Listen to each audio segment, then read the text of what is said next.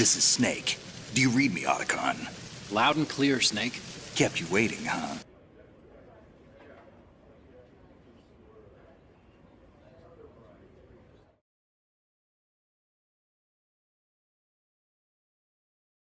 Okay, hello, good morning, everyone. Or afternoon, whatever it happens to be right now. It's a bit off of the usual time that I've been doing this. It was pushed a bit back because if you saw my post on X or in the Discord or on YouTube here, I did say I was going to be pushed in the time. I was going to be starting a little bit later because like it is.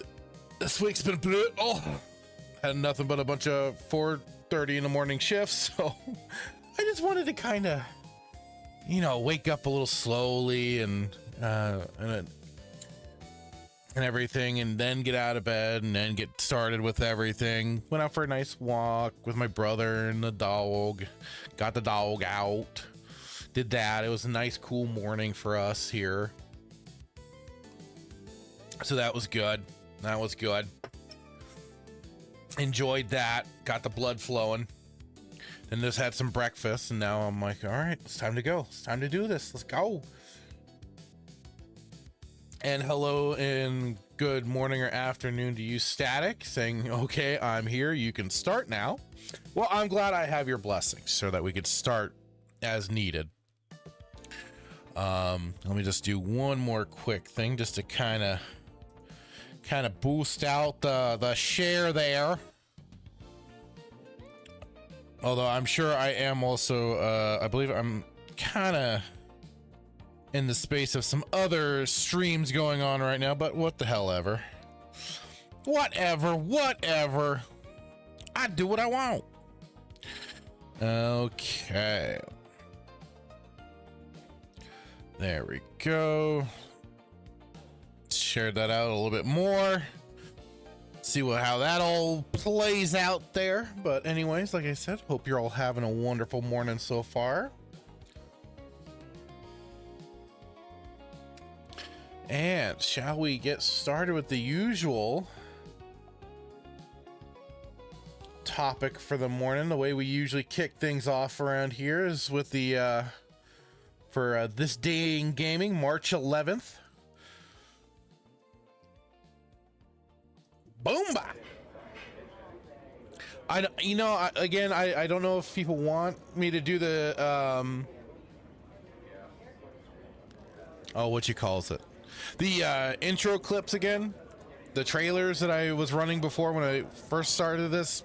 Let me know, because I could certainly bring that back again. Otherwise, I'll just kind of do the lazy path and just kind of go off the little list here. From GameFAQs. And what would you believe that 31 years ago, Chrono Trigger, my God. I'll admit, Chrono Trigger was not a game that I played on initial release. During the Super Nintendo heyday, I hadn't really gotten into a whole lot of RPGs at that time, so it didn't quite hit my radar. We had played things like Super Mario RPG. That was probably like my real introduction to RPGs before getting into the later stuff. And certainly once the availability of emulators started becoming a thing, then I did get around to playing Chrono Trigger on the good old ZS NES, for anybody that remembers that nice little gem of a emulator. So that's what got me to playing a lot of Super Nintendo RPGs that I otherwise missed because they just weren't on my radar. Things like I think I might have played Final Fantasy 3, quote unquote, or 6 at a buddy of mine's house. Tried to, at least, but I didn't quite get into it then.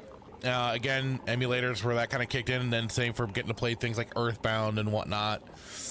But I mean, I guess I could say it was either Mario RPG or like the Pokemon games. I'm trying to think, but around that time. And hello, Wingus Dingus. How are you? Saying, yo, Fractured and Static. Hello. Static said you're good. Good to hear. Good to hear. Let's see what else we got here. Monster Hunter, the start of it, I believe, on the PlayStation 2 there. 22 years ago. This stuff starts to make you feel old, especially with Chrono Trigger 31 years ago. Good God. Let's see. House of the Dead is not a series that I've really played. So again, there's so many on my list, but I think this was kind of like one of the light gun shooters too. Oh, that's on the Wii. This is the Wii version. That was 18 years ago for that bad boy. Mario Party 9. Well, like I told my tale of finishing that up last week, I believe, with Nintendo. I skipped the Wii entirely, but I mean, Jesus Christ, Mario Party. I remember playing at least Mario Parties 1 and 2. Beyond that, no. I mean, it has gotten way out of hand with all the versions and iterations that they have out there now.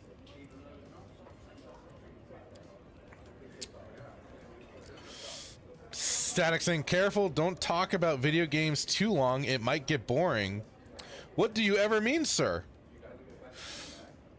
That is the whole that is the whole point of this. Unless there's a joke in there I'm missing, which is possible, very possible.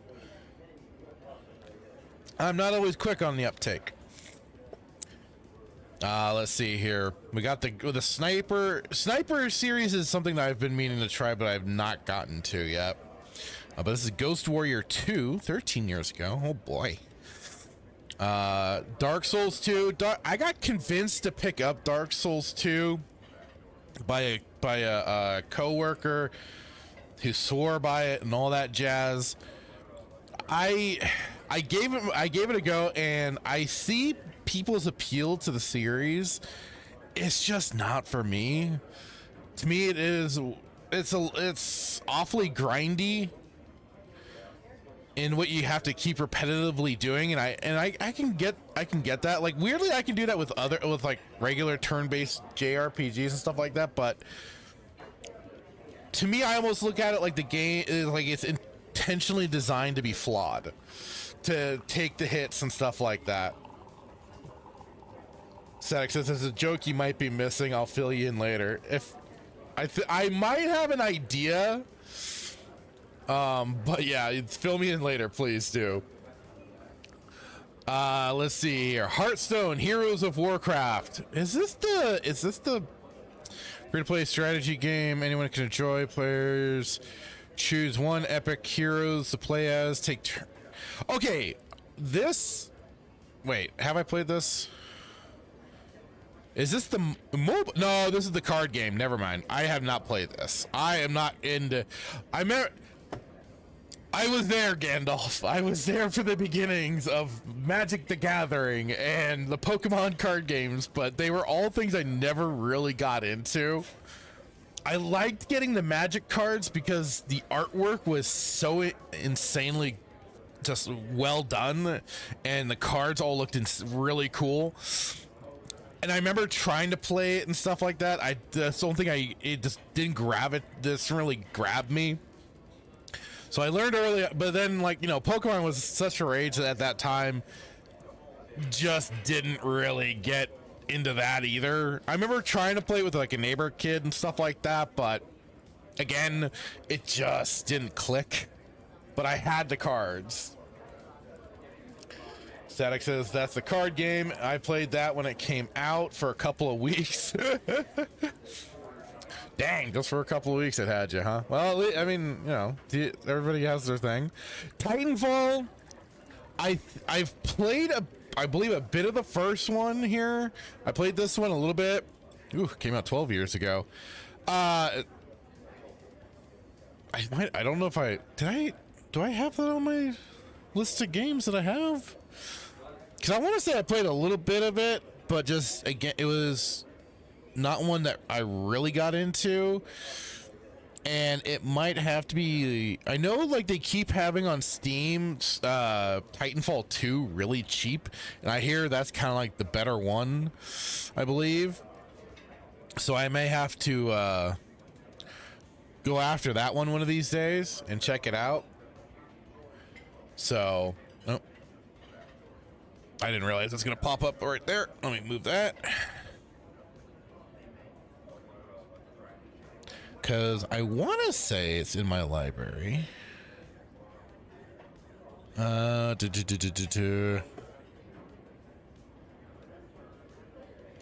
this is the thing that sucks when they have all these damn launchers and everything is just on cross all this. No, okay. I thought I did. Maybe I acquired Titanfall just trying to check it out. Cause I want to feel I did, or maybe it's like a free weekend sort of thing. It could have been that. Let's see. It's always something. Let's see here.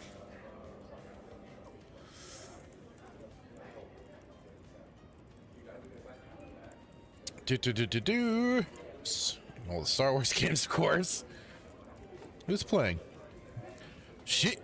Sheepster's jumped into the Old Republic. Oh no, he's torturing himself again. Okay. No. So I have not grabbed the first Titan Souls.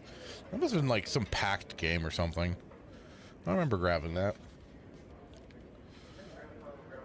No. So no on that one. So yeah, like I said, Titanfall 2, they always put really cheap on Steam. So one of these days when I see it again, I might have to grab it. Hitman 10 years ago. That doesn't sound, oh right, the reboot? Re something? I think it's considered a reboot, right? Experiment and have fun in the ultimate playground as Agent 47 to become the master assassin, travel the globe. Because I hate these naming conventions now when they just want to like completely reset everything. And they just go back to singular name. Yeah, it's I don't know. Again, like I think that's what they did. They rebooted the series. I don't remember this one being too bad. I remember, what was it, Absolution was just horrendous, especially with like the weird challenge stuff to do. Blood Money to me is still probably peak Hitman games. Just fantastic. So, all right, now we're getting into this. My Hero, haven't played. Aura, no. Rebel Transmute, no. One Cat Line, no. And 0 years ago, so out today, R-Type Tactics 1 and 2 Cosmos, Xbox Series X. Outsmart and outgun your opponent in R-Type Tactics 1 to 2 Cosmos, the ultimate turn-based strategy shoot-'em-up collection. This two-game combination of the classic R-Type Tactics titles arrives on modern consoles for the first time, equipped with an armada of unique units to deploy across dozens of levels, all visually realized in Unreal Engine 5. Multiple campaigns allow you to take on the Bido Empire or even play as them yourself, while competitive online play lets you square off against others. Interesting. And hello, Big Sheriff on the Twitch side. How are you doing today? Hope you're doing well. Hope you're doing well. Let's check. Let's see what this is. Let's see what this is. We'll take a look. We'll take a look. Why not? Hang on. Let me switch this around really quick. Let's see what this is. Let's see. I'm kind of curious. What can I say?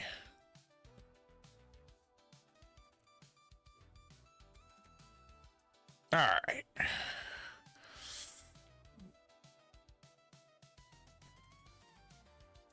Is that who it is?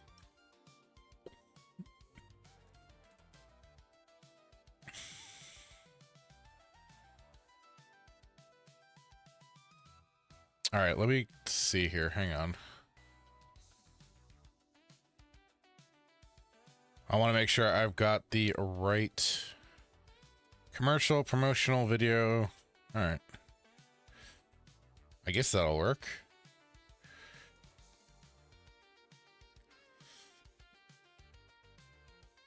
All right, hang on. Let me not like a little divergent here. Let's check this out.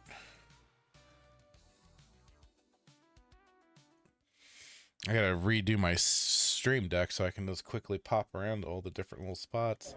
Okay, let's make sure we got the. Okay, so the chat can hear it too. Here we go.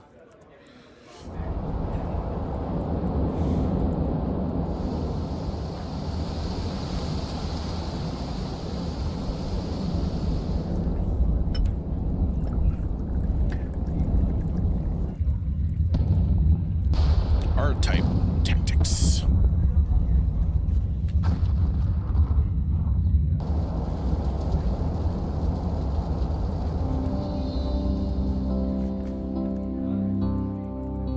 Is this something I have to turn down the music for a little bit? Hang on, this. Oh boy.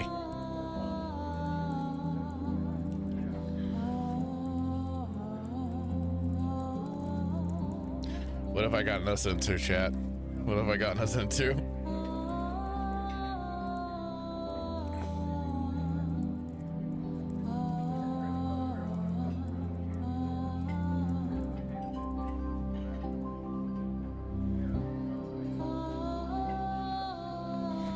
Okay, so it's a.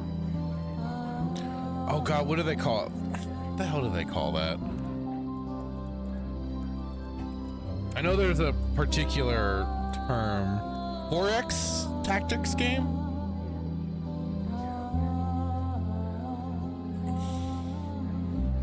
I want to say that's what it's usually called. Let's see, I found it here on Steam. Turn-based tactics, sci-fi, single-player, 3D action. It's a remake, okay. Arcade, futuristic shooter, robot, side-scroller. Huh. Like I said, static, I don't know what I got us into here with this. I was just hoping for, like, you know, just a kind of a showing off what the gameplay is, stuff like that. But we're getting some of that. We're getting some of that.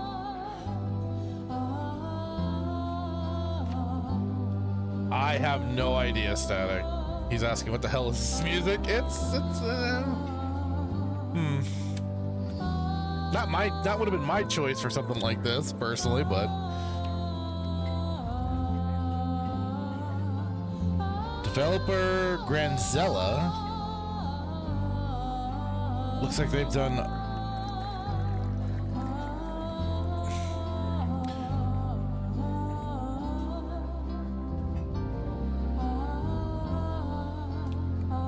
yeah, like I said, I don't know what I just got us into with this.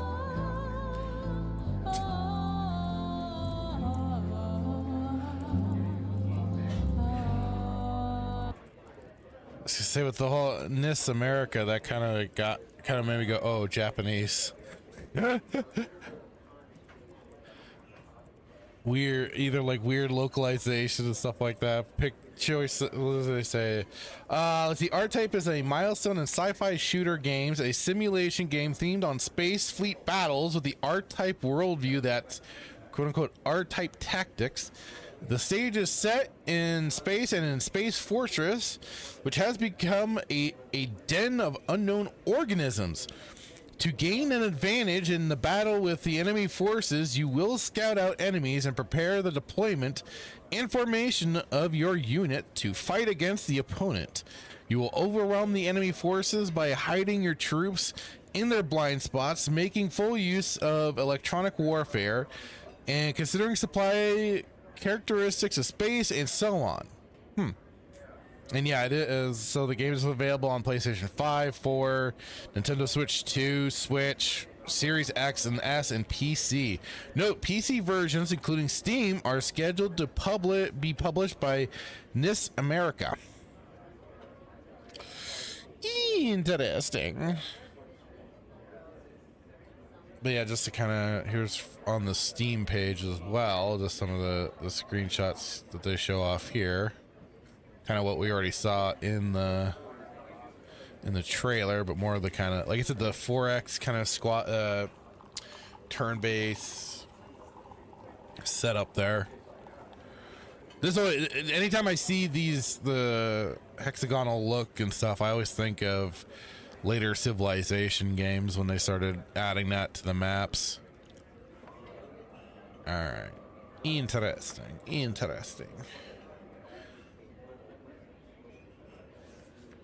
Move that back out of the way. Like I said, always interesting to see these little things. But otherwise, that is it for certainly this day in gaming. Let's get it. Let's see if there's a good palette cleanse. Let's see if there's a good chronology. Oh Jesus, all gameplay. All gameplay. Do they not have trailers? Do they not? No, they don't. No, they don't. It's all gameplay. No big deal. No big deal. It is what it is. Okay. Well, that was an interesting little detour there. Like I said, why not check out a few things? And hello, Lil Rick, right? Lil Rick 99. How you doing? Over on the Twitch side, saying, I'm definitely getting this. Nice. Well, hey, I hope you enjoy it. Hope you enjoy it. Not quite up my alley of things, but I mean, never know.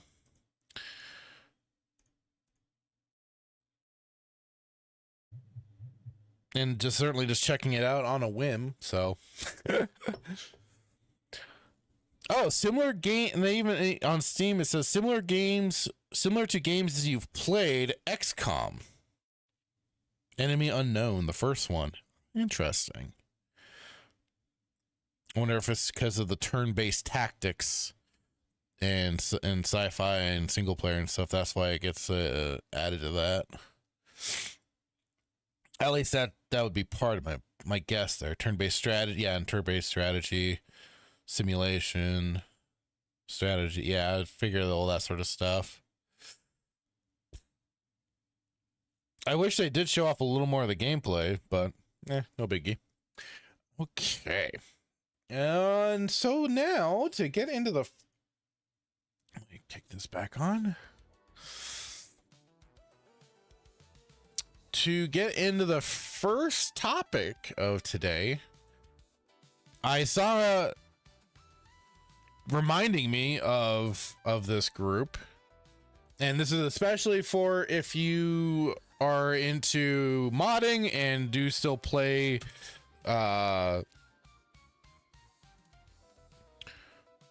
like Final Fantasy 7, 8, 9 and stuff like that. There and I found this group thanks to basically just looking for mods for Final Fantasy 7, because I was like, I gotta wonder what's out there. And I first, of course, stumbled upon the Seventh Heaven mod manager here that you see up on the screen. That's how I first stumbled upon this group, Tsunamods. And as you can see, they have a bunch of their own mods in here. They've done a bunch of different projects. I've especially used their mod Cosmo Memory, which is a complete sound overhaul for Final Fantasy VII for the original. I don't know if Seventh Heaven has been updated to use the re-release that they've done now for Final Fantasy VII with the new achievement sets and stuff like that. I'll have to check. I'll have to test that out one of these days to find out. But this still works with the 2013 edition, and I wouldn't be surprised if they've already updated things to work with the new re-release. So I just leave that up to anybody else. But what kind of caught my interest on why I Tsunamods, as you'll see here, they've got a bunch of different projects that they're working on, and in particular, They are doing this one called Echoes for each game of Final Fantasy 7, 8, and 9, which is a a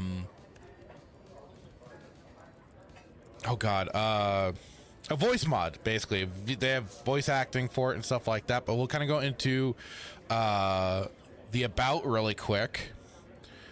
So let's first touch on so the about me. Final Fantasy is that he goes by the name Suna. Final Fantasy 7 was my first ever game, period. As a child, I wanted to play it so bad, and nobody would read it to me. So through sheer motivation, this game literally taught me how to read. And now, many years later, this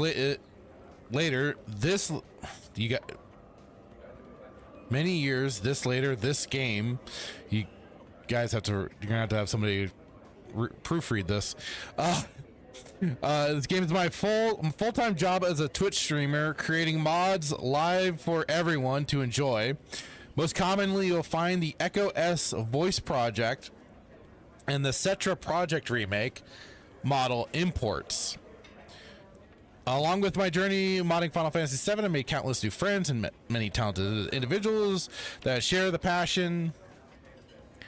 same passions that I do. Now I have my own community named Tsunamods and even moderate for the Quim forums, which is what that's where it takes you to the mods when you're going through the 7th heaven.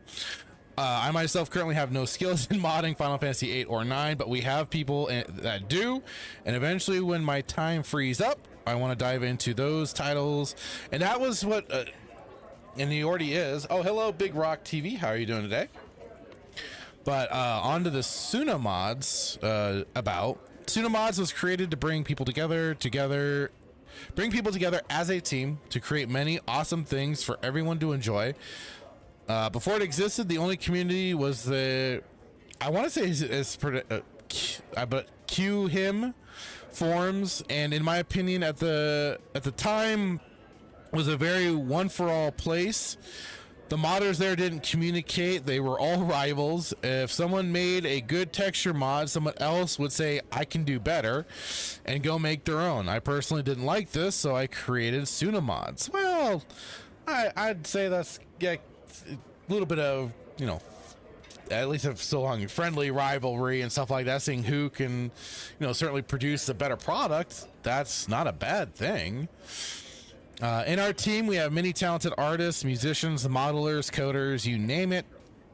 We all came together to lend our talents to one another and work together to make the best possible results we could. Final Fantasy remake we got was cool and all, and don't get me wrong, I really enjoy the remake, but it isn't what many of us wanted. So we decided to make our own through improving the original. The vision from the Tsunamods team is to keep our old favorite game alive. I am in touch with Square Enix, and our team has the go-ahead to do what we like to these games within reason. That being that we aren't breaking any terms of service or copyright laws, of course. We wish to bring our own remasters of the old games into the present by making the beautiful sound amazing, give them new features, and just improve the overall experience. We want to make these games have the same feeling they did 20 plus years ago when you enjoyed them for the first time. Right now we are very Final Fantasy 7 heavy, but in the near future that will change as we expand to Final Fantasy 8 and 9, and we may not stop there. We'll have to wait and see. And that is certainly, like I say,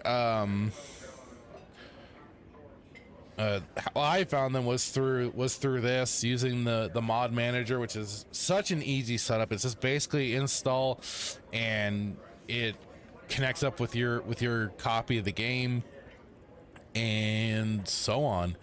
So then it's just a matter of then you just kind of pick the mods that you want to start using, you want to get downloaded. Because like this one I believe is one that I've used of theirs also, the Avalanche Arisen battle scenes to clean up the textures.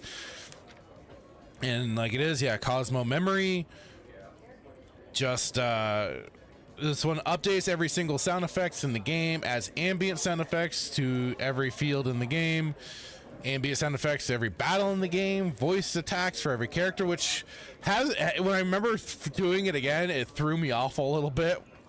But like it is, it's just as simple as boom, you'll click on the one that you want to start getting, and it just downloads immediately down here, as you see, and boom, just like that, you got it in your under your mods, and then you can do other.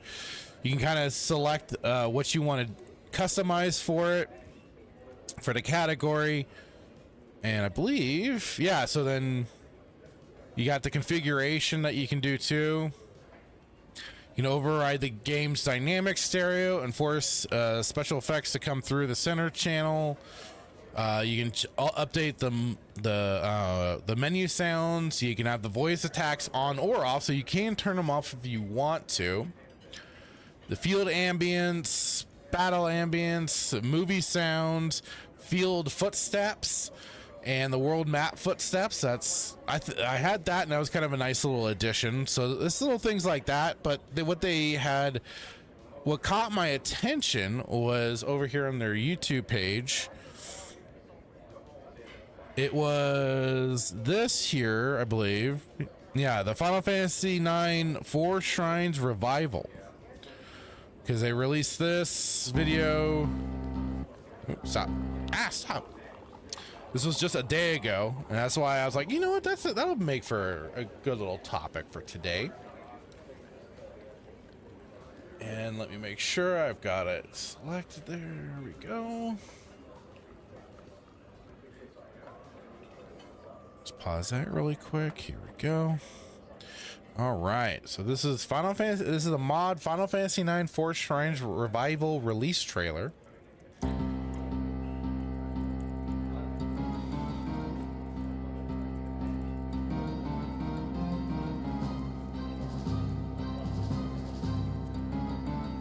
Lost cut content. Oh. Has been restored. Ooh. Fight all 4. Play the intended way.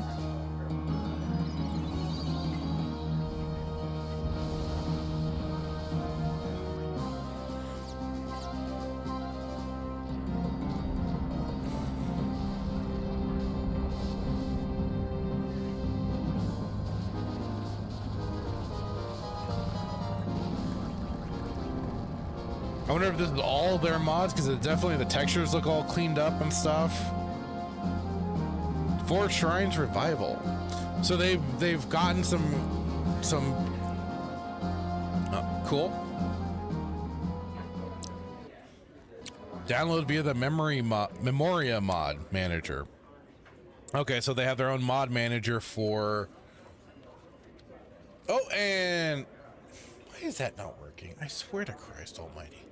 Thank you, Iconicog88 for the follow on Twitch. Thank you, appreciate it. Let's see here. Do they have?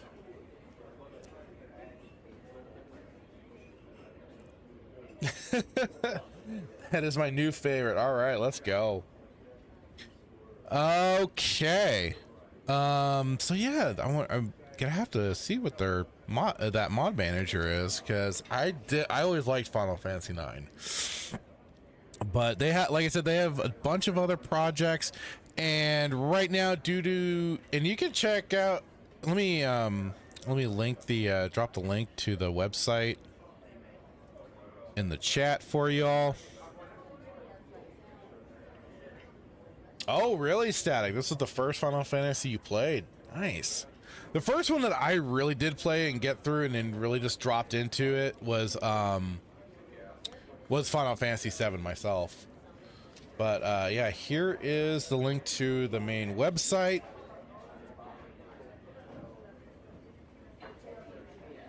So you can check out also a bunch of their other projects, because like it is also, they've been doing the Echo S9. Play the voice acted remake you always wanted with the Echo S9. The Final Fantasy IX voice acting mod join Zidane and Tantalus as they attempt to kidnap Garnet till Alexandros 17 and learn how their entire world has been altered. Okay, so they have a link also on the Tsunamods to take you to the mod manager that was mentioned in the video, and it goes right to GitHub, so you can check it out and download it and get the mod manager. But let's see also how let's check the trailer for this.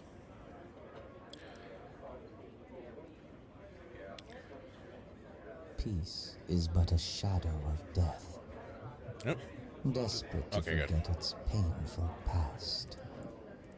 Though we hope for promising years, after shedding 1,000 tears. So it's saying on here, all voices in the trailer are subject to change. Years.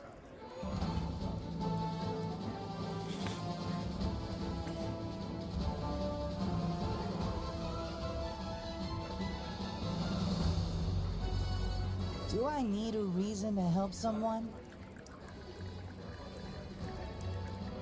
You're a part of the team. That's all that matters. I had to live. I wanted to come home to you. If I get first place, you and me'll go out on a date. Our mission, to kidnap the heir to the throne, Princess Garnet. Break a leg, Marcus, because you're playing the lead. Leave the acting to me. Of course, the real kidnappers will be Blank and Zidane. And that'll be your cue, Zidane. Oh, That's Nightmare! what If you're I out there, you stop. can finally play some turn-based RPG since they'll be talking at you, and you don't have to suffer the reading part. Please, they've come for me. For some reason, it comforts me and reminds me that I'm not alone. Because they've done this, they were doing these mods for 7, 8, and 9 for Final Fantasy. Promise me one thing. Please, come back. Ooh, soft. Garnet, you alright? Yes, but Mother... No, she's... over there. I don't even know your name. My name's Phoebe. Why, it's another fake. I've seen so many today. Oh, no. How do you prove that you exist? But you don't look any older than me. I have to find out who I am. I'm scared. What if I'm not even human? Stop! Oh, you gotta Part see of me is this kind of guy. curious to hear it more in context with the scenes playing out in the music. What's number 2? Wait! I, Steiner, shall escort the princess back to the castle. I'll save you, princess! This is Captain Adelbert Steiner, reporting for duty. It is my sworn duty to protect you at any cost. We must turn back. Princess, please turn the ship around. Steiner, the sword magic thingy. Yeah, the Vivi voice is kind of getting like, Ladies and I picture something different. Tonight's performance is a story that... But I mean, they're the guy, the Suna guy. They're getting like, you know, I think just basically like, oh wow, we got 20 people watching over on Twitch. Let's go. For what end shalt thou live? You're obviously not going to change your mind. I think like, So I don't know if I don't know if they're, you know, To be professional forgotten. voice actors or just fans and stuff like that. So it's interesting. The time has come to serve my kingdom as a Burmesian Dragon Knight once again. Steiner sounds old. I mean, I think he kind of is. He's not a young lad. It's just the models make them kind of look young because it's almost like that slight chibi look, but not in that realm. If she were to command an army of black mages, she won't make a move as long as we have our airship fleet. What is that light? I don't know. Somehow it raises my power. Could it really be trance? Burn it up! I've heard of it before. Trance is induced by a surge of emotion. Let's see. Not Oops. today. Something smells bad. I get bad feeling. Flowers smell good. You smell flowers. You teach me many things. More important than tasty munchies. I help Yeah, you, and it- I eat more frogs. Queen, I wasn't Come expecting back. that voice. You kill bad guy. I prepare a big meal for everyone. Hi. So Let's see. happy. So, yeah, I mean, Steiner's age is within the game would be 33, according to this. So, huh.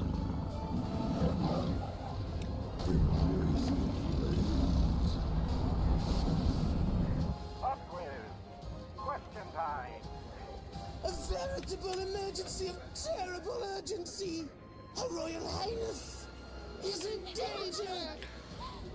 I'll kill all enemies of Alexandria. Fare thee well! How ridiculously weak. Isn't there anyone who's worthy of facing me? I once killed 100 knights single-handedly. To me, you are nothing more than insects. I will give my all for Alexandria! Help! Don't eat me! I won't taste good! Static. He sounded old like Brad. He's really ticking me off. Can I kill him? This is no way to treat a lady. Mog, I'm gonna haunt you if I die here. Here I come. Come, Bahamut!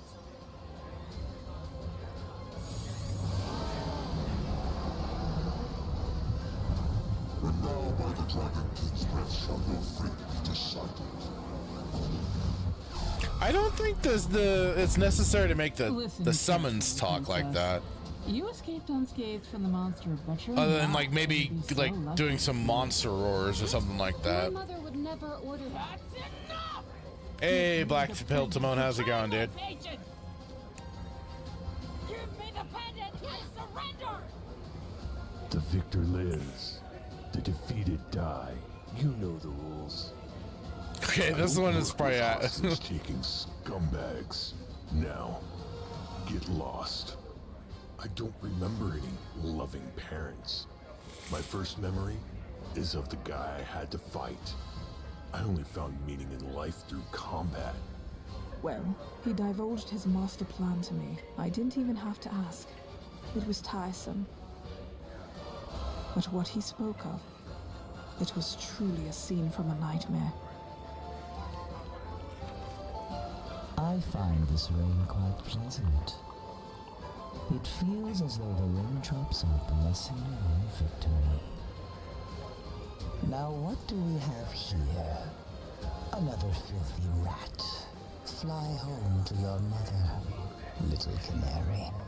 I too will welcome Okay, you I home. think they got a decent, they got a good voice actor here for Kuja.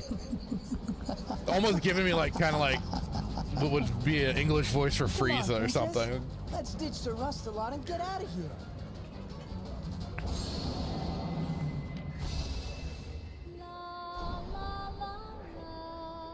They do have a playable demo now at Tsunamods that you can check out. So that's yeah, you can download it here on the main website as I linked to the web to it all, so you can check it out if you want. They even, like I said, they have it for an Echo S7 project as well. It's not quite up my alley for Final Fantasy VII. I'm fine reading things. I got no problem with that. But I mean, that's pretty cool that they give you that they're working on projects like this to do it. So you can instead of just having to read everything, you got the characters talking at you. And Timon said Final Fantasy IX, the last truly great Final Fantasy. I'm gonna have to agree with that. That was the last Final Fantasy game I played just about to completion. Pretty sure I beat that one. I know I got the end fighting Kuja. I just don't remember if I did beat him or if I just got to that point and I just never got to completing the final boss fight. But that was definitely like after that. Then once 10 came along, it was just downhill from there in my book. And I just Final Fantasy 10. I've brought this up before. I got to the wedding scene and I stopped playing it. I played Final Fantasy 11, the MMO. It was fun, but I mean, MMO, that one was really dependent on groups and stuff like that. So I just didn't quite go through that whole thing, and it was grindy as hell.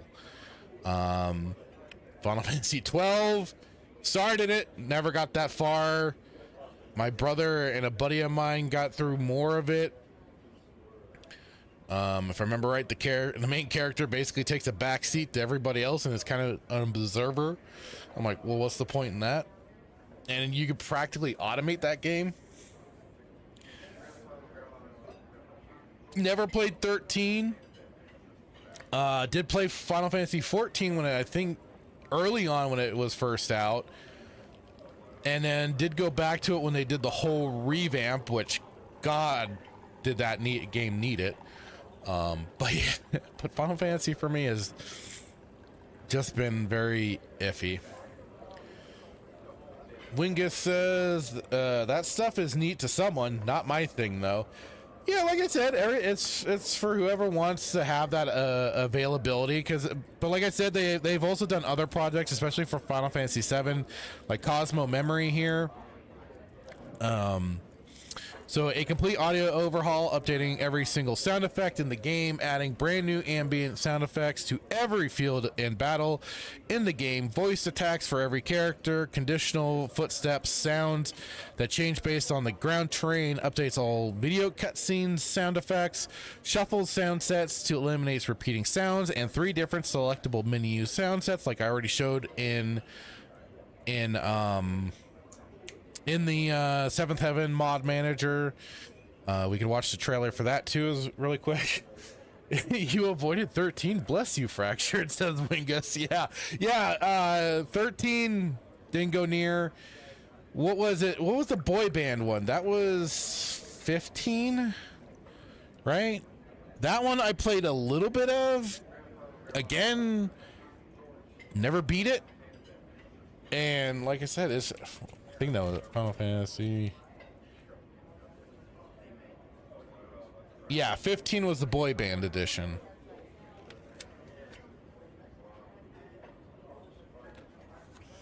Timon says 12 was the beginning of the end. 13 was my last. I was done. I don't blame you. But I like, it's like you peek in every now and then. It's like, okay, let's see what's going on. Let's see. And I was like, okay, let's see what 15 is gonna bring. In reality, is it just the boy band simulator? It kind of felt that way.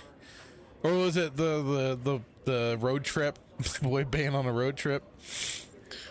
My brother got through. I think my brother ended up beating the game. But that was about it. I didn't get that far. I know that much. And again, it's like Final Fantasy for me, that franchise. You know, there's nothing wrong with letting franchises die. Okay? There's nothing wrong with that. Timon, is saying boy band was 15. Static says the boy band is the only one I've beat. I just did it because I had to finally beat one. I know I beat Final Fantasy Tactics, Final Fantasy 7, Final Fantasy 8.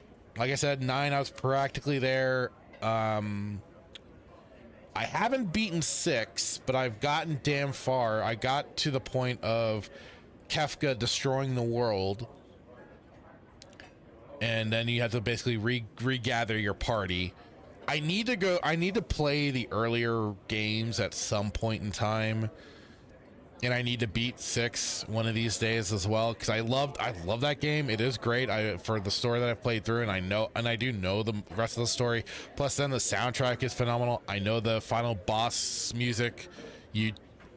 Dancing Mad is probably one of the best tracks that they've put together out there. Especially for the fact that it's like, was it like 11 minutes long or something, like 12, 15 minutes long, and the transition for it is fantastic, especially when it gets to the later stages of the fight. You got the little, especially, you has to include the Kefka laugh. It has to include it one way or another. Blackpill Simone says Final Fantasy died with Squaresoft and Enix merge. That was the beginning. I always joke that before the Dark Times, before the Squeenix. So yeah, we can see what they've got for the Cosmo Memory trailer here really quick. Oh, this is 6 minutes long. Oof.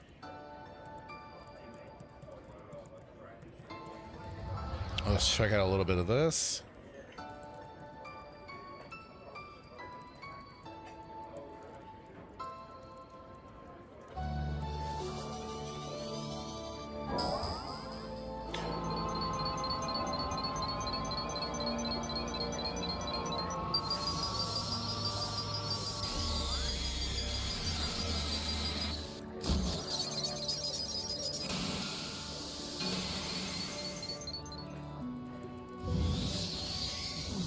I see, this is mainly what I like doing for the Final Fantasy VII, modding the in-game battle models, and then also I don't know if they'll show the world map.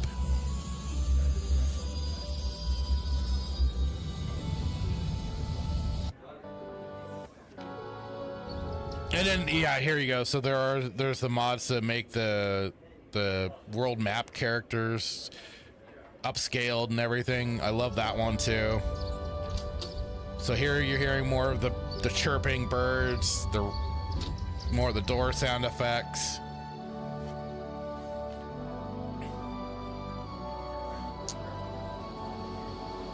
Now the added sound effects for the wind and some of the running.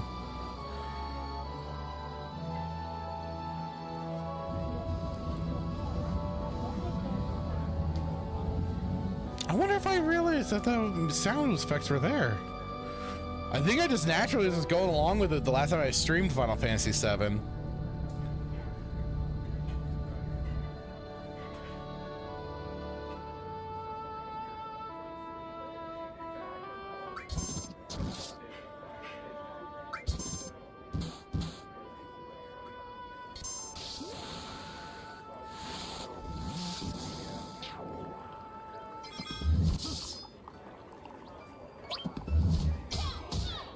Yeah, that's right. Yeah, you can hear the little.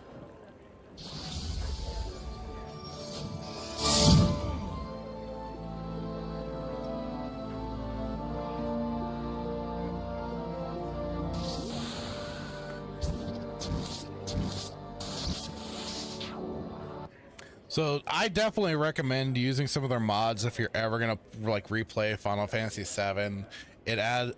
Like I said, I've used this mod before. It adds a lot of great extra effects to the game, and that's all you really, in my opinion, that's all you really need to do to re-enjoy some Final Fantasy VII. Is just install the 7th Heaven mod manager, get that in there, and then just find some of the oop, go away. Like I say, you can just find the mods really easily as you're browsing the catalog. Let me see if I can find the particular one for the models. They have all, because even in the Tsunamods, they have the ones for mini game textures, spell textures. You can also they upscale the FMVs. And you can even get, if you wanted to, you get, what was it? I saw the different avatars too, or the different because they have the enhanced stock UI. But I know I'm trying to find the Where is it? Ah, the Nino style. Nino style chibi is the ones that I've always used because it gives the characters the field models, and then they also have the battle models from Nino style. So definitely install those when you're doing all that, and that'll bring that in and of itself brings new life to the game. And you can get like they have like remastered versions of the soundtrack on here. Probably helps too if you're streaming. Maybe I don't think I ran into too many problems. Yeah, like they have a video game soundtrack here, music composed by Uematsu but arranged by Binol. So they have those different kind of, and even Tsunamods also has their ED music, updated a new opening FMV method. This is a modern full soundtrack replacement for Final Fantasy VII. Different things like that. Makes it all really nice and simple and clean just to be able to install things through this mod manager. It's great for that. Also, right now, the Tsunamods guy is looking for some extra like support to get people to go to the Kick to try and make the whole partner and stuff like that. Because, long story short, Ireland are a bunch of tits and have kind of screwed a lot of the regular people over. So if you want, you can always also go and check out, because he will do basically the mod creation live. And so there's his link, and when I clip this out, I'll include the link in the description as well for everything that I showed off here today to go through all of that. And if you want to, that's one way to show support for the modding project of Tsunamods with everything that they're putting out there, and especially if you love replaying the old games. Just a simple thing to go and do and whatnot. Because you also get to check on the YouTube page, on their YouTube page, because he did do the update on there as well. Like I said, it's a whole thing. He goes into it. You can watch it. I feel like that'll be something for you to watch on your own time, because it's a bit heavy for the update. But otherwise, for everything else for the mods, go check it out. I've used some of them. They work great. And really brings that extra new life to Final Fantasy VII especially. And I'm going to have to check out more for the Final Fantasy VIII side. And I'll have to eventually play through that again, because that's been forever. Not my favorite, but I'll certainly take it over a lot of the newer stuff. And 9 was definitely a gem that I loved, because it was kind of also a bit of I felt like a bit of some fan service within it, especially for some of the gameplay mechanics. It kind of worked like, to me, Final Fantasy VI, the Esper system, but a little bit, but tweaked differently. So definitely, yeah, check out their mods and stuff like that. And I love being able to spread the good word on any other mods that you want to check out, because I love it, being able to see games get continued life through mod projects and stuff like that. That's the fun thing. And you don't have to be so reliant on anything brand new. You got this. This sort of stuff is always cool. So yeah. Let's see. Timona said the mods did what Squeenix should have. Yes. But you know what? I'd say it's much better to have the mods doing this, so that, you know, they aren't hindered and they aren't potentially doing something really stupid. The fans usually have things a little better under control, usually, but you know, sometimes, like it is, we get the weirdos that invade, and yeah, but otherwise, that is Tsunamods. I thought it would be a fun little thing to spotlight for today. And they also have an X page on x.com. It's the Tsunamods. You can find them there as well. And a Discord. Everything will be, like I say, everything will be linked.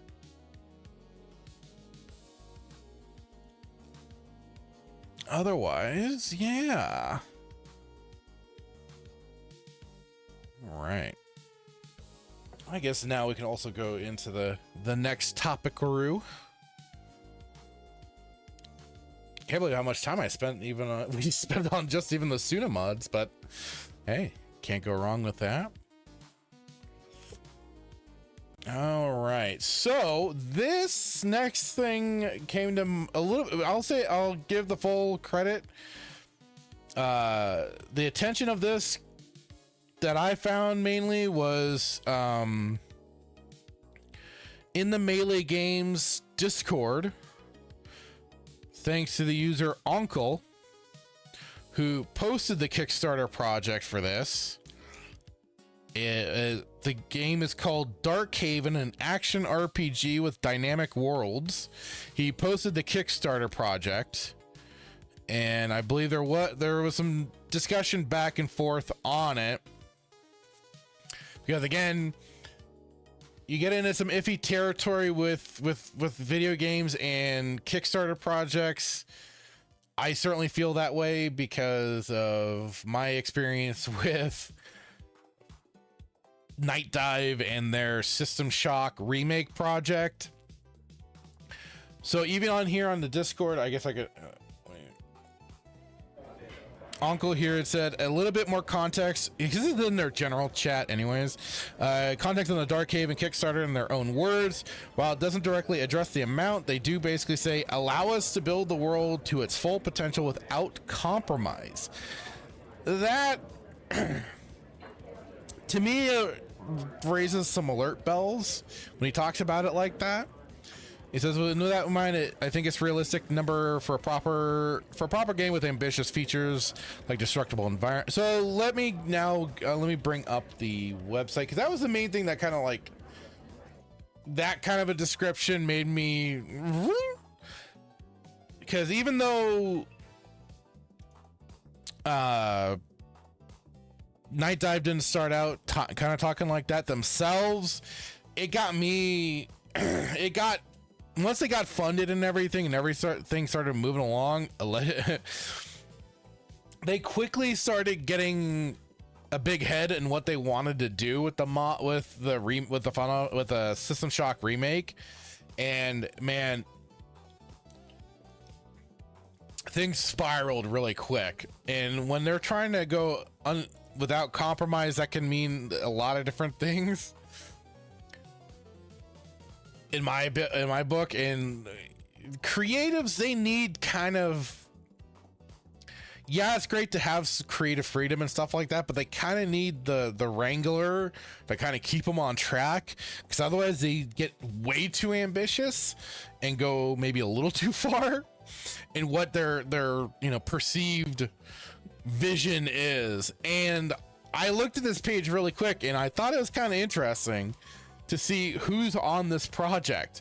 But before that, let's pop on over and we'll take a look at this. All right. So yeah, we got Darkhaven here over on Kickstarter. And if you want, I'll grab the link for anybody else that also wants to take a look at it. So far, so they got 9 days to go. They're a little short of their goal of 500,000, but they've certainly gotten quite a bit of backers so far. But like it is, things get crazy with these Kickstarters. Let's see. Every creative needs a good tard wrangler. Yes, they do. Because then they will spiral and go completely off the tracks. Look at Peter Molyneux. Look at Hideo Kojima. I mean, Tim Schafer. All those sorts. They've gone off the rails, and their games have either spiraled, not been made, partially been made. Kojima's case nearly takes down all of Konami. Whatever. So it's always something. But we can take a look at this really quick here. I'm kind of curious, because I did see it's a Darkhaven, an action RPG with dynamic worlds, a new action RPG featuring dynamic, destructible, buildable worlds. That's interesting. Made by many of the original creators of Diablo and Diablo 2. Static says, after Ashes of Creation, this might not happen. Ashes of Creation, huh? Well, let's see.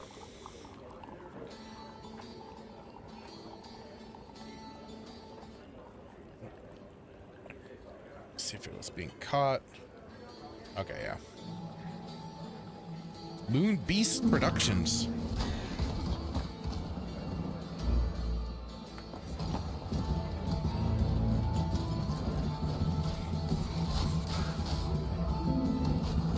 Yeah, I can see the Diablo. I mean, that's all action RPGs. You can see Diablo's footprint. And I also I thought of Grim Dawn, but this looks like, yeah, you got more freedom.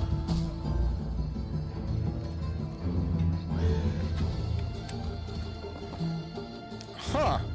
Procedurally generated worlds. Interesting. Oh, Fortnite Diablo. Huh.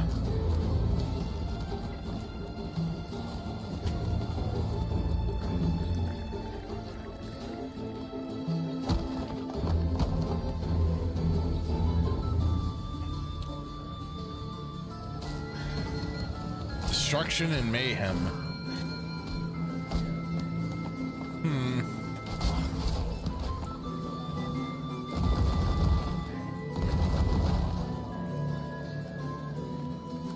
That was kind of cool.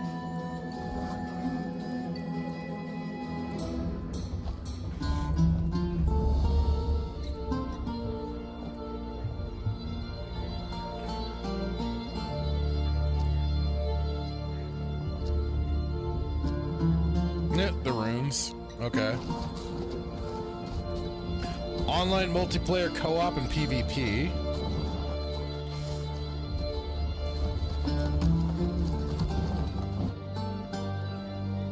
Powerful in-game modding tools. Oh, well, that'd be good. It's always good that when a project will be releasing with modding tools.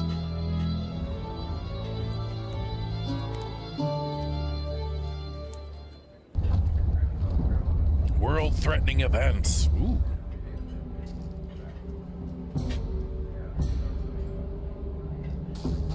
Yeah, it can, Simone. Simone saying procedurally generated usually means boring and empty. It can.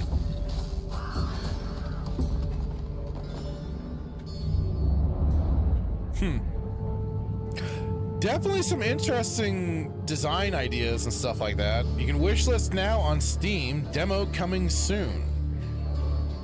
Now, see, that's what got me with the System Shock remake, was they already had the demo available for the Kickstarter. And that was like what kind of sold me on the project, was being able to like go in, check it out, and be like, oh my god, this looks like they're on the right path.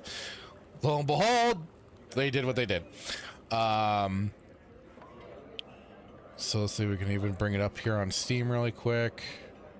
So the demo as of now is available. You can check it out. Maybe I could check that out a little bit later.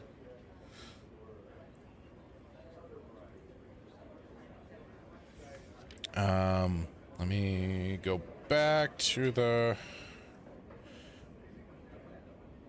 So welcome to Darkhaven. It is a new isometric fantasy action RPG brought to you by many of the visionary creators of Diablo, Diablo 2, and other classic action RPGs. We are taking all we learned from years working on ARPGs and putting it into a new take on the genre we helped create over 20 years ago. Darkhaven is the game we've been dreaming about and planning for decades. It has Diablo-style progression skills and itemization, matched with open-ended, procedurally generated, dynamically responsive sandbox worlds.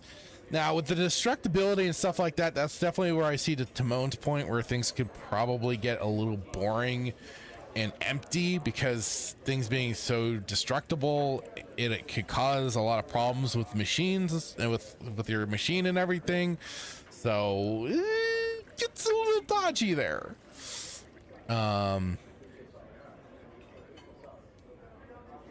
More of the shots there. Procedurally generated, living dynamic world. This is the first sign that this is a completely different breed of ARPG. Unlike the static set pieces popular in the genre today, World of Darkhaven is fully procedurally generated, growing from bedrock to mountaintop on a fine grid of 0.5 m by 0.5 m by 0.25 tiles. No two worlds are alike, giving the game infinite replayability and discovery. And as we saw in the trailer, you can jump, swim, climb, and even glide. So ever wonder why in most ARPGs a few pebbles will stop you in your tracks? In Darkhaven, you will freely explore an open world without guardrails and preset paths. The dynamic combat, free-flowing dynamic combat where strategic positioning and your skill amplify your stats and build choices. Jump over enemies, enemy swings, dodge missiles, and attack from the air. Combat in Darkhaven is smooth, impactful, and never boring. Total mayhem. Destroy everything. No more following a looping passage only to be blocked by an inconveniently placed wall. Blast your way through like the hero you're meant to be. So that could be lending to a bit of that power fantasy for some games are just kind of missing that feel nowadays, which, you know, not bad. Epic world altering events. The entire face of the world can be transformed by an out of control necropolis or the march of an unrelenting cursed winter. It's your choice. Stop it or join it. What side will you take? That would be something you definitely have to see to probably believe if it actually adheres to anything like that. Mining and digging. Delve for treasure and uncover long lost treasure rooms and ancient ruins. Transform mountains into valleys and valleys into lakes. Divert rivers to drain lakes and harden lava. Construct and build. So we saw the build walls and cities. Work with allies and erect giant wall to stop shadows, advance, conquer the world, and rule a kingdom of your own. Progress from a lone adventurer to the architect of a new age. Physical simulation. Water flows and grass grows. Lava spills forth from fissures. The entire world is physically simulated and ever changing. The incredible itemization created by the principal designers of Diablo 1 and 2. Simple fixes that combine meaningfully presenting players with real choices, no level scaling, and items that aren't just stacked sticks. Excuse me. And every item tier has a purpose. Darkhaven is one of the few ARPGs where even common white items can be the basis for your build. Interesting. They, I guess, have day and night cycles or just day and night maps. Beware, dangerous monsters lurk in the darkness. They don't elaborate on that. I can only guess that they mean day and night cycles. Runes and hearts. Runes can be used to modify your skills or socketed into items to create rune words. The witch class can even slot them on her body to create tattoos that modify her build. Socketable hearts drop from specific monsters, granting unique abilities. And then crafting. Gems, runes, and hearts are all key ingredients of an extensive crafting ecosystem. Multi-classing. Combine up to 3 skill trees to create your own unique class. With thousands of possible combinations, there's always something new to try.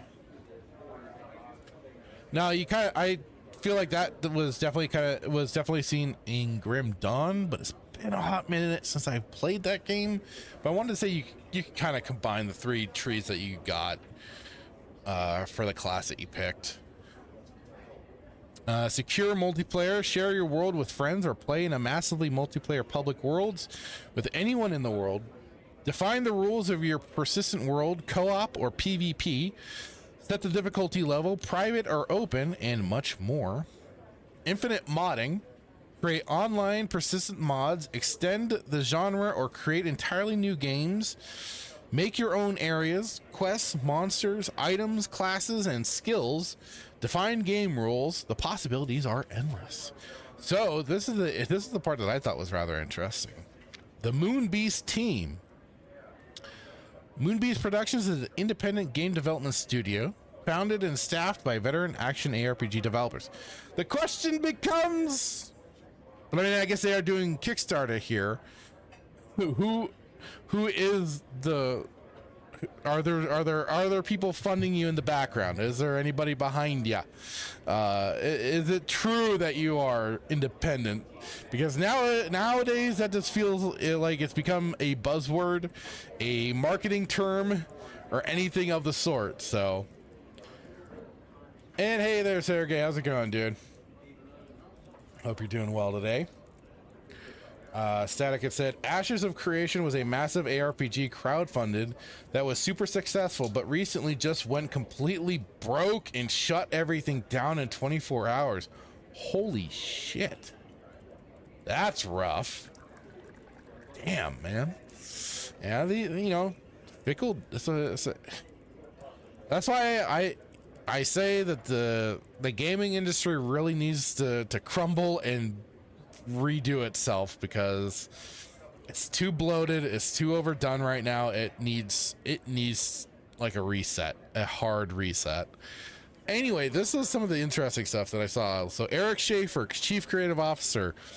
Eric was a co-founder of Blizzard North, where he led the design of Diablo and Diablo 2. After Blizzard, he led design for the ARPGs Hellgate London, Torchlight, and Torchlight 2.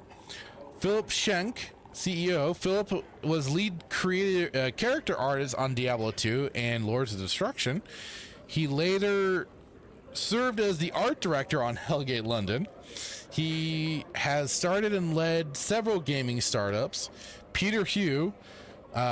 Peter was a programmer on Diablo 2, Lords of Destruction, lead engineer on Hellgate London, Torchlight and Torchlight 2. And principal engineer / creative lead of Marvel Heroes Online. I remember playing that one for a short time.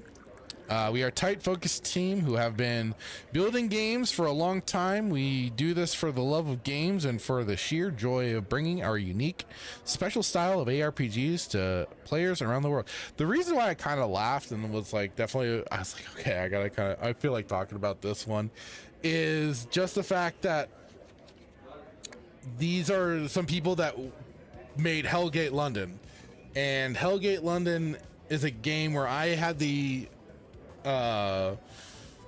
opportunity to get to work in the gaming industry as a quality assurance tester for a short period of time, like 6 months. I want to say it was about 6 months or so. So I got that experience to actually do something like that, and yeah, my name is in the game.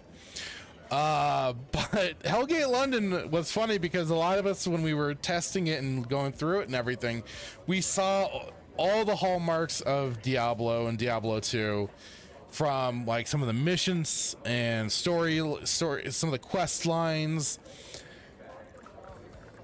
But the difference was Hellgate London, instead of being the whole like isometric top-down action RPG, it was a third-person action RPG. I'm trying, like, probably more in like the vein of like something like a Fable, or Fable's what comes to mind mostly at the moment. I'm sure there'd be like some other ones, but that's like the one game that really comes to mind. But yeah, Hellgate London was an interesting one, and I do remember going through the QA logs and seeing some of the older content that was sadly cut, because some of it was kind of cool. There was some cool things in there, and I think they even had a class that was very similar to the Druid, like from Diablo 2, and I think even kind of a Necromancer sort of class, if I remember right. I wish I could have saved a lot of that information. God, that would have been great, but no, couldn't do that. But yeah, that I just thought was interesting, that has some of the people that were part of Hellgate London at the time. Now, like it was, I never interacted with any of these guys. We all just, we were hired through EA, and basically, you know, we were like basically contractors, and we just submitted our bugs and sent it off to them, and then they did their thing, and whether or not they confirmed or denied anything like that. So, but I thought that was just kind of interesting there. So the rewards, all pledge tiers include a game key for early access and commercial launch. All proceeds go directly and 100% towards building Darkhaven. Thank you for your support. They have the digital add-on rewards. You get at $25 a limit 1 of an extra key. $150 Shank's Dreaming Veil, personalized shrine for the one who marched through shadows. $1,500 design a legendary. Vanguard, so that was digital add-on. So Vanguard 2 at $30 is the game key on Steam, hero Discord role, and a 4K wallpapers. $40 Settler, all previous rewards, and then a Dark Flame Aura coming soon. Physical add-on rewards. So these physical add-on rewards can only be added to the tiers below. 125, 30, 55, 40, 40, 40, 40, 40. So they have the collector's edition box, premium mouse pad, premium gaming mat. I've been seeing this as a thing more now, these gaming mats. Because I even saw, like, there's a Godzilla one that they have up on their store now. Like, I guess it just fits your desk. I'm like, okay, it looks kind of cool. They got a hat, Moonbeast shirt, Lich Runes shirt, and a Darkhaven shirt. $80 is Hero. All previous rewards, Hero game credits, priority playtest, access, exclusive PVC patch designed to be determined. $150, you're a champion. All previous rewards, additional game key, Darkhaven OST, original soundtrack, a digital art book, custom Dash VFX, custom Portal VFX, custom Death VFX, Glide Wings VFX, and a bucket of dies. Oh boy. Excuse me.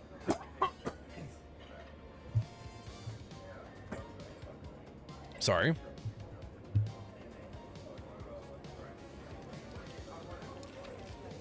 At $300, you got the Herald of Darkhaven.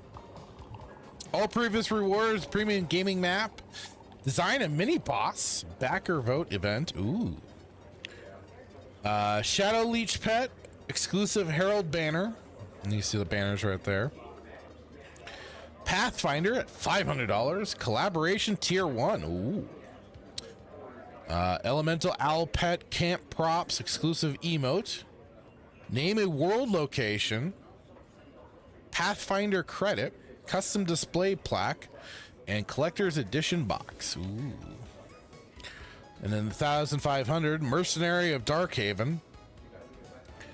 Of course, like it is, all previous rewards. 2 times the total additional game keys. Name and lore for a mercenary / NPC. Upgrade to mercenary credits. Upgraded display plaque. $5,000. Oh boy. Oh boy. You get 3 extra game keys. Name a theme, a champion monster, upgrade to denizen credits, and upgraded premium plaque. $10,000. Legend of Darkhaven. 5 extra game keys. Name a theme and a legendary item. Upgrade to legendary hero credits. Ultimate display plaque, and no charge shipping.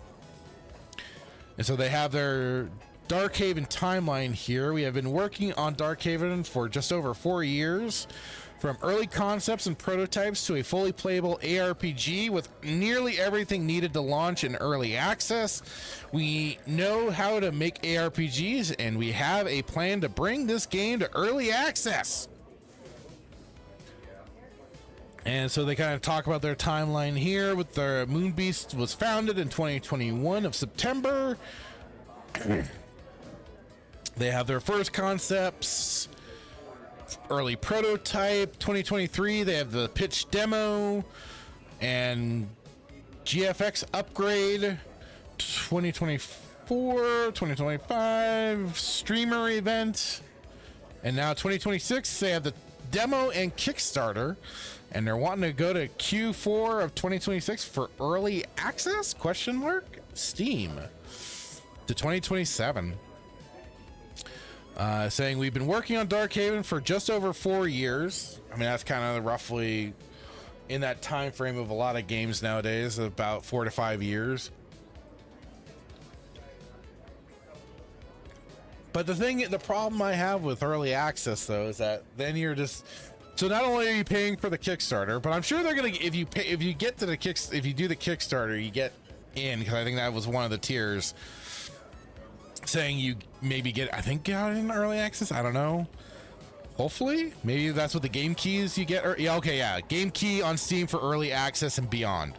So you are getting that early access. Though nowadays, this means you pay to be a beta tester, or in this case, maybe even an alpha tester. Who knows how along the game is.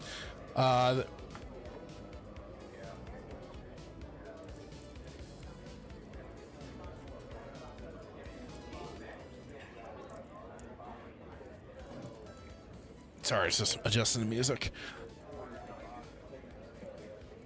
See, the first 2 years were mostly R&D and core technology. Since 2024, we've been building out content and gameplay to get the game to a playable state where it's clear that we are trying to accomplish.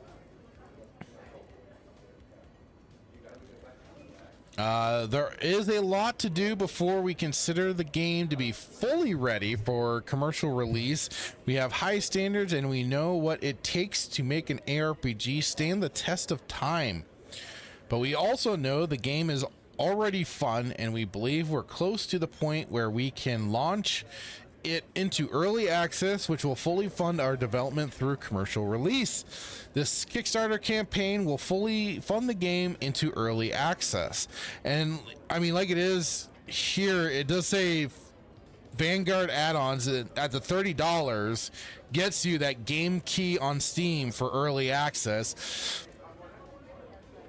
I mean, even in that regards, that's not bad for any new release of a game, basically. But I mean, again, you're basically kind of paying to be an early tester. Let's see, where did this Kickstarter campaign will fully fund the game into early access. With your help, we can bring Darkhaven to market and grow it into the next great generational ARPG where the funding goes. Your support will allow us to remain independent and bring Darkhaven to early access on Steam. Do you have, I mean, do we have 100% guarantee, considering the way class built and playable? We want to add more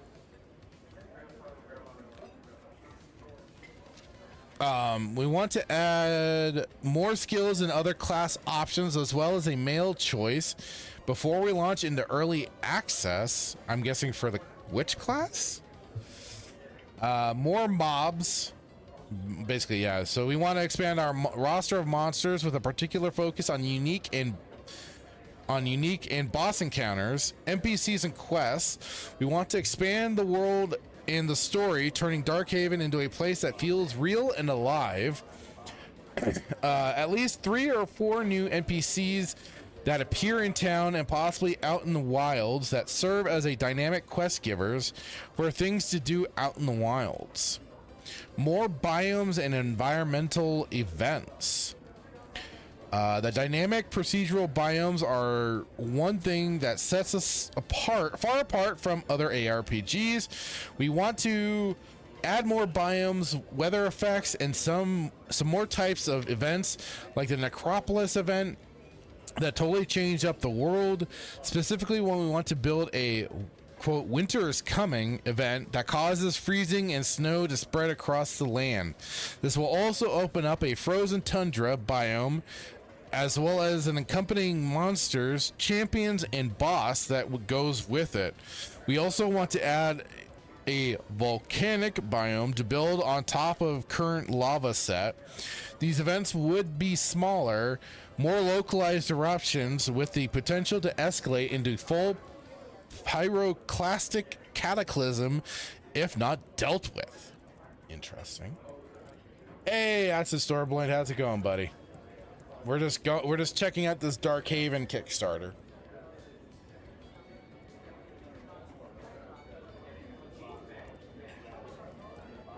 Our promise to you. We love this genre, we love this community, we promise transparency, regular development updates, and a commitment to make Darkhaven the deep, rewarding, and totally different ARPG we all deserve. Let's build the future together. So they do have risks and challenges. We have been building and shipping ARPGs for a long time. As founders, we've started and led studios and brought many of your favorite games to market, including Diablo, Diablo 2, Torchlight 1 and 2, and Hellgate London. I don't remember the exact commercial release of Hellgate London, but I know those other previous games have their popularity and have their fan bases. I still play Diablo 2, for God's sakes. We know what it takes to build amazingly fun, stable, and unforgettable ARPGs. We also know that they are amongst the hardest games to make, both from a technical and design perspective. We are a small team, and we are leaning heavily on our experience building these games. We have a playable demo, and we encourage you to check it out for yourselves to see if this is the kind of project you want to help bring to life. There are always risks when making games of this level of complexity, and it's impossible to plan for every unforeseen outcome. But this isn't our first rodeo, and we are confident in our path forward and in our capabilities. So they even have a use of AI. We use some AI tools for things like checking grammar and punctuation in copy and design documents. A third-party tool called Grammarly, I use Grammarly, and Google G Suite built into Google Docs and Gmail. We also use AI note takers for our remote meetings for translating influencer content about our game from other languages. We do not use AI to generate art content for the game or for marketing materials. We also do not use AI for audio effects or I'm guessing voiceover in the game. At some point, we may use AI to streamline processes like UV mapping or retopology. If and when it becomes available, our underlying stance is that all creative content should be generated by the human authors, the game developers who are building the game. We will carefully examine AI tools that may help us avoid mistakes, e.g. grammar checkers, but we draw a hard line against using AI to create original content of any kind. Well, good for you guys on that one. Environmental commitments, whatever. Long-lasting design. We make video games, so there's no physical waste. Additionally, we may hire highly skilled. Okay. Like I said, I hope that this goes well for them. They have 9 days though, and they're 70% towards their goal. They still got a ways. 9 days. I don't know, but for me, I'm kind of burnt on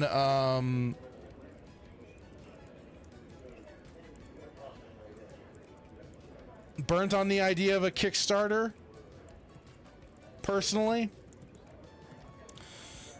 So I don't know about that for myself personally, because after the whole and I'm still waiting to finish up things with Night Dive and everything, because it's still, I'm still waiting on that one, and that was a Kickstarter event, so I'm still iffy. Nightmare, how's it going, sir? Hope you're doing well today. Sergey says I should sue them for stealing my name. Jokes. I am hoping this is good and eventually comes to consoles too. We'll see. I mean, they need to make it to through the Kickstarter campaign, and who knows what'll happen, because like it is, the demo's available on Steam, as you can see here. You can download the demo, check it out, see for yourself what you think of it.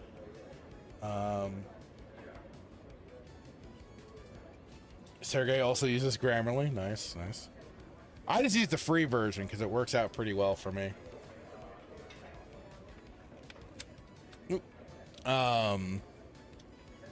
What's up? Okay. Guys, they do say Path of Exile is a similar game. Still Republic. What? To an action RPG? I don't. Why would you? What? I guess because I don't have Grim Dawn on Steam, I got that on GOG. So, like I said, hoping for the best, because it'll always be good to have more ARPGs out there. Otherwise, yeah, that's why I can't say I necessarily am gonna jump on board for backing the project myself, just because, again, Kickstarter. Ugh.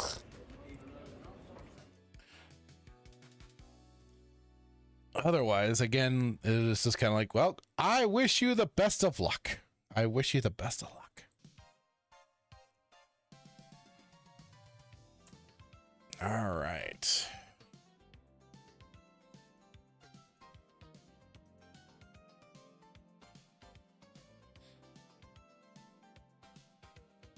Let me see here. We got one last topic. And this I thought was kind of interesting because it goes into a lot of stuff that we've talked about on when Hitman and I were doing Saturday Night Sith and everything. But here we have the Dragon Quest creator Yuji Horii. English translations lose flavor. In a recent interview, Dragon Quest creator Yuji Horii, I'm probably butchering that, but whatever, and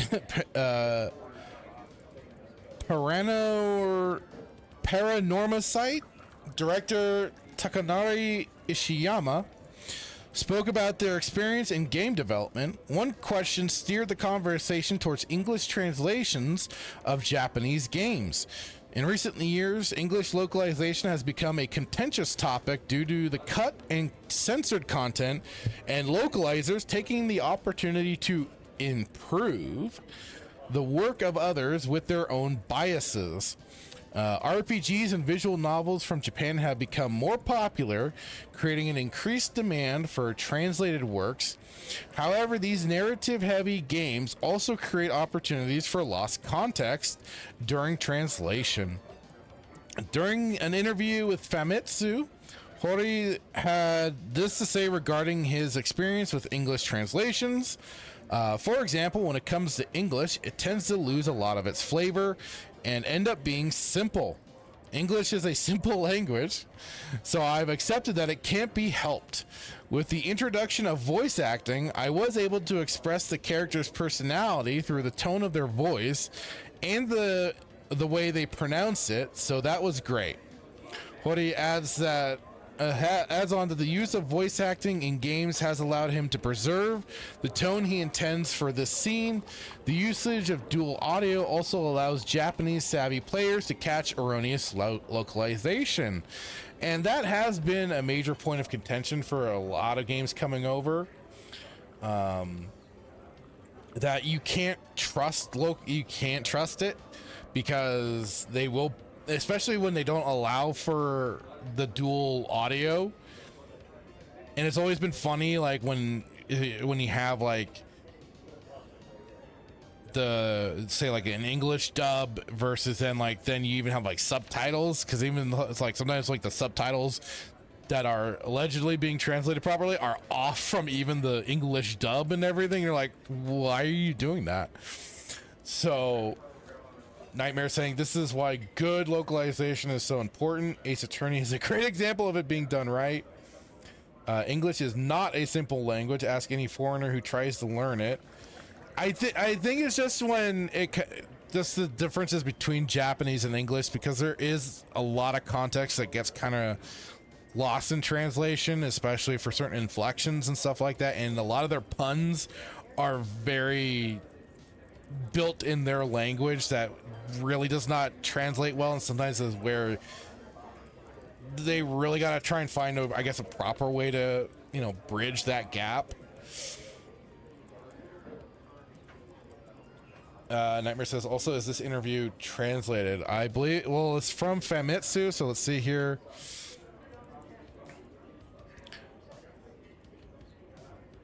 Well, it was translated.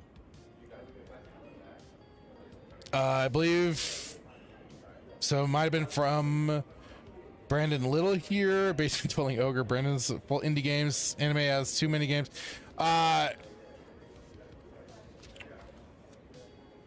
So he maybe, because I know this, see, I think it came from also this website,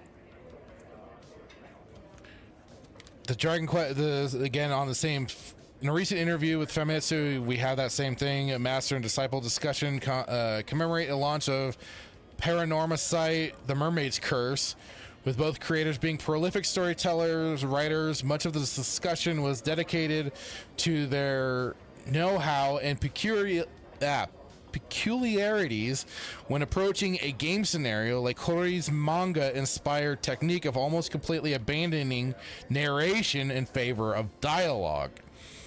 Interestingly, the topic of localization also cropped up, with Ishiyama expressing concern that his obsessive pursuit of the perfect word choices and phrasing in The Mermaid's Curse may end up being for naught when translated into other languages. The game released with a day one English and Chinese language support. In response, this is where again we get the English. When it comes to English, flavor tends to get lost in many ways. Inevitability end up sounding simplistic. So that's a little different. That's a little bit different there. As one example, Ishiyama brings up the variety of first-person pronouns. So here's going a little more into it here. As one example, Ishiyama brings up the variety of first-person pronouns available in Japanese, like ore, boku, washi, watashi, etc. While each of these can reflect the speaker's gender, age, and even personality traits, in English they all become simply I. Hori seems to consider the shortcomings of Japanese to English localizations a result of inherent differences between two languages, commenting, quote, I've come to accept that English is a simple language. I think that's what they're, so like they have the different, it's kind of like how in like Spanish too, right? There's certain ways of where terms are kind of feminine versus masculine, not always so much with English. See, Nightmare saying puns don't translate well in any language. Ace Attorney actually dealt with that. Didn't Ace Attorney also do wasn't that the series also where they joked where it's like eat the hamburger, but it's like a rice ball or something like that? Like there hasn't always been best examples for, I think, Ace Attorney, unless they got better later on down the line. Probably use Google Translate. Mostly just joking because this interview likely lost its flavor in translation.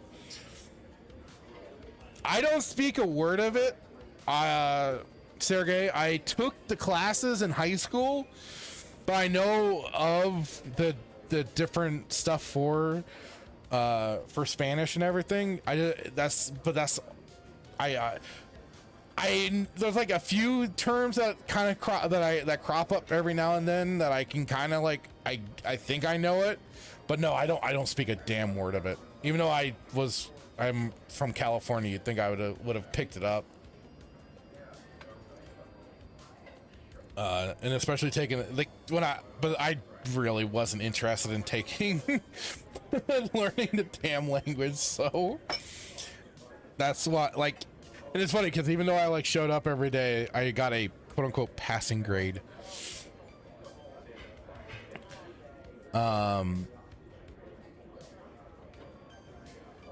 But then it goes to say, on the other hand, he feels that this issue has been somewhat improved with the introduction of voice acting. So that's again where we got that part.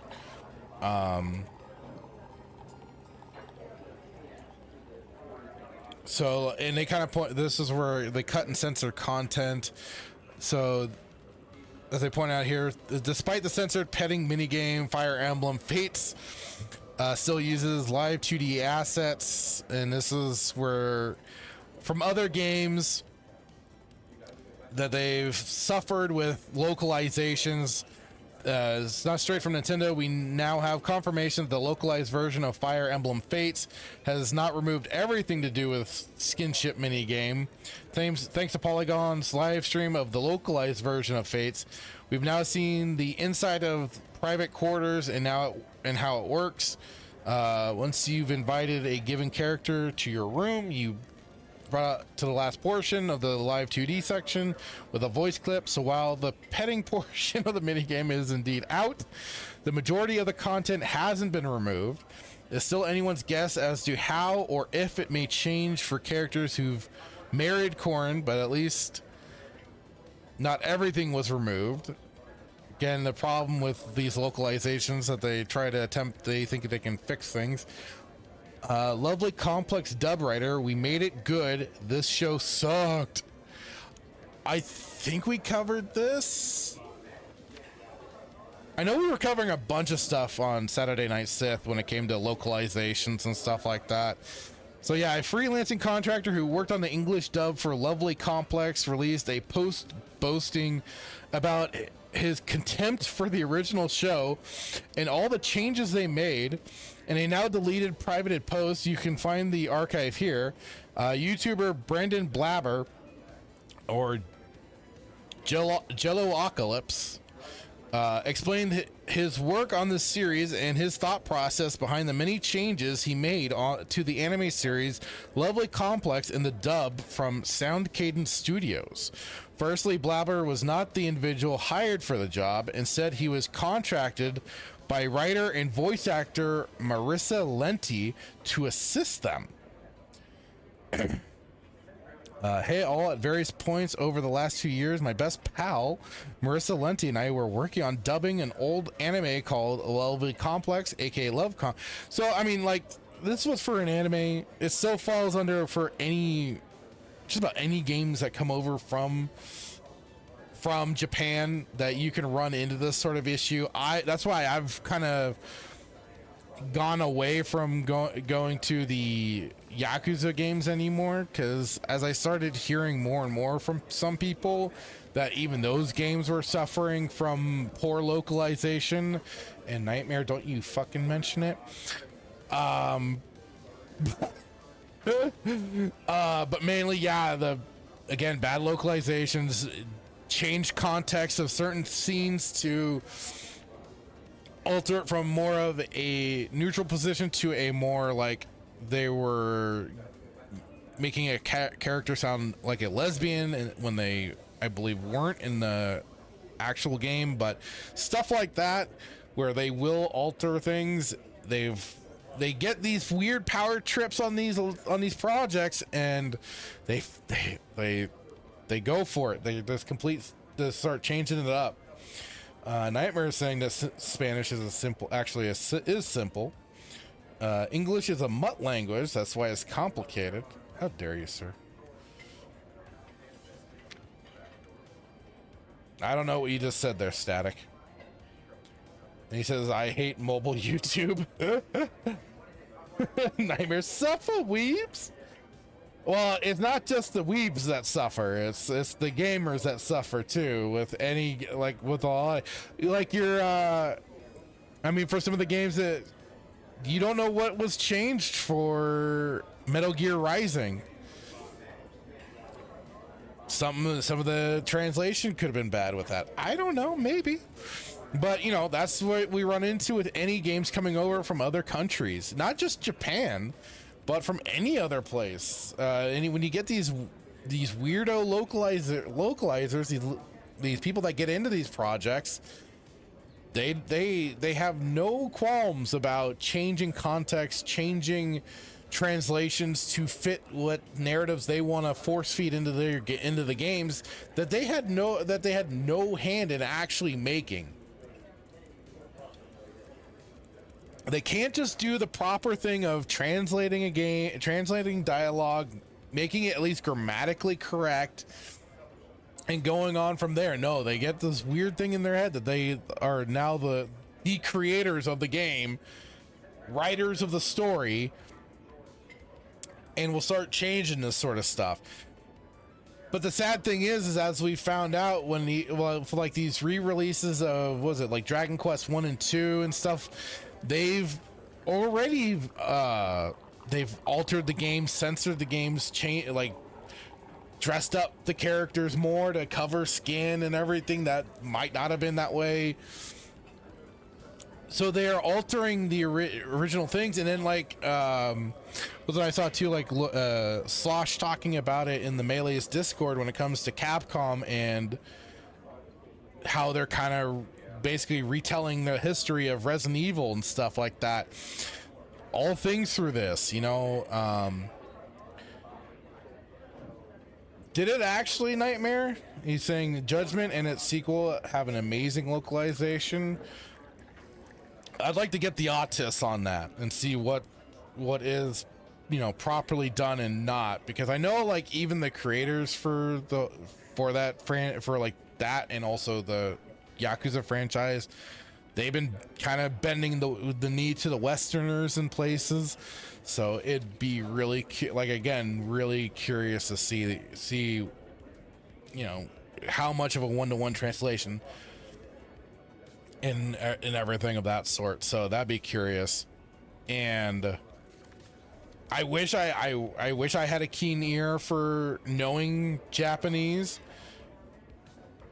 I only catch like certain phrases here and there, the really easy and simple ones, certain words, some of the words and stuff like that. But again, I should maybe actually try and learn the language. So, you know, like they even pointed out here, you know, when you have dual audio, savvy players to catch erroneous localization. I always play games when I'm playing a game from Japan. I always put it into the English dubbing if there's voice acting. From the Dragon Ball games to anything else, I keep Yakuza, of course, in the Japanese. There's nothing else, right? Nothing else. Why would there be a change? There's nothing to change. But that's what I've usually done. And then like even one of the later Dragon Quest games, I turned off the voice acting because I just couldn't take it anymore, and because I'm fine with reading.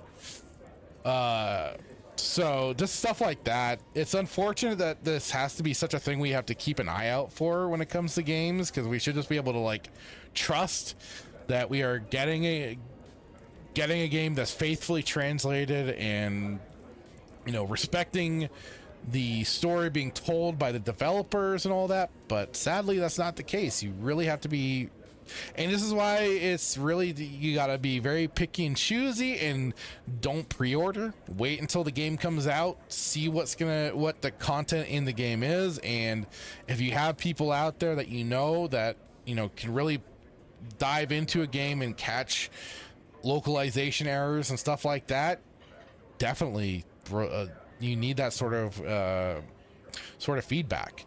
And then it really lets you know if it'll be worth the purchase to support and all that sort of crap, all that sort of thing. Nightmare says, yeah, the English voices even were very good.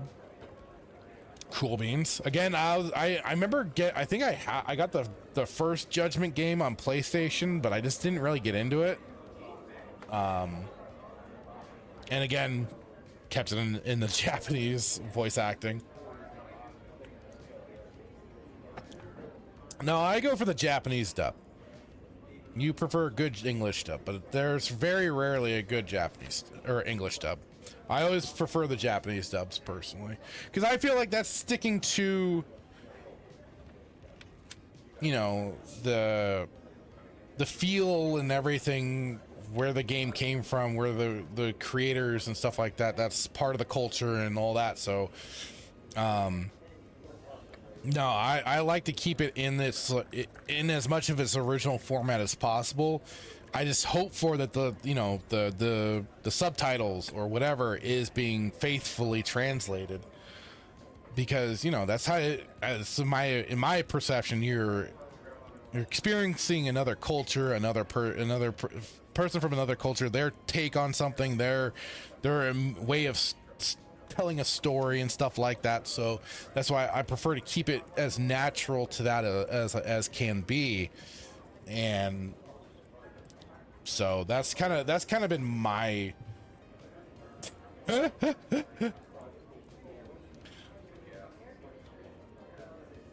Nightmare says, which is why good localization is so important. He says, I have no reason for the Japanese because I don't understand it anyways. It all sounds like you changed it. You said chopsticks originally. He says it all sounds like fentanyl to me. Oh God. Now, like I said, I like that experience. Like, if I was to get a game from any other part of the world, I would want to experience it in that language. Which is kind of, I guess, ironic, considering I'll still go for... like watching a Godzilla movie in the dubbing, mainly for, but for me that's mainly like a nostalgic thing. I have Wingus. Ooh, Nightmare-chan, kawaii desu, sugoi. Sergey's ninja-ing over here. Go ninja, go.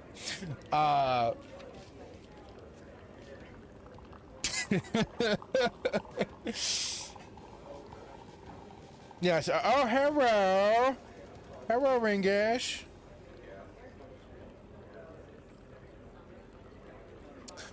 Anyways, yes. That's all I wish for, is just, you know, give us some faithfully translated, and like I said, just correct the grammar if need be, make things in the context as it is. I just want to be able to experience these different cultures' games as they are.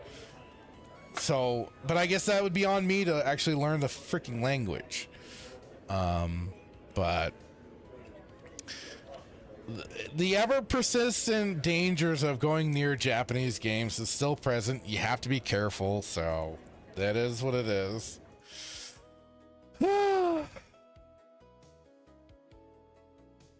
It sucks. It really, really sucks. But that is what it is. Okay, let's see here. Well, that was kind of all that I had planned. I've kind of just been sticking it to the topics. If any feedback, if you want me to go back, I'll probably get back, because like I said, this week was just crazy for me. I'll get back to the usual routine probably next week. So I think with that, we'll be calling it there for now. So again, thank you all for showing up. We did have like 20 people at one point in Twitch until things glitched out and it seemed like it reset the stream. But thank you for that on the Twitch side.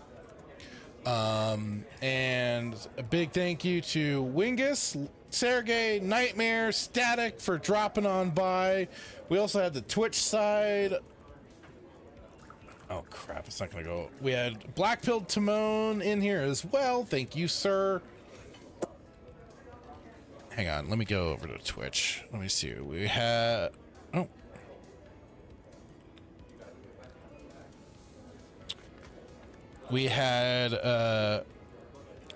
Iconicog88, drop on by. Lil Rick 99, Big Sheriff, Big Rock TV had the follow of Iconicog88 on there as well.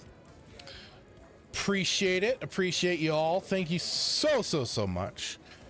Back on the stream. It's fun. It's good to do. And, well, thank you for dropping by, Winkus. He says, thanks for streaming, Fractured. Appreciate it. The Weasel, hello. Have a great day, night, everybody. Be seeing you. Thank you for hanging out. Appreciate it, everybody. And so, oh, god dang it. Thought I had the music going. Oh, well. With that, thank you. Good night, goodbye, good day, all that jazz. Catch y'all later. Bye-bye.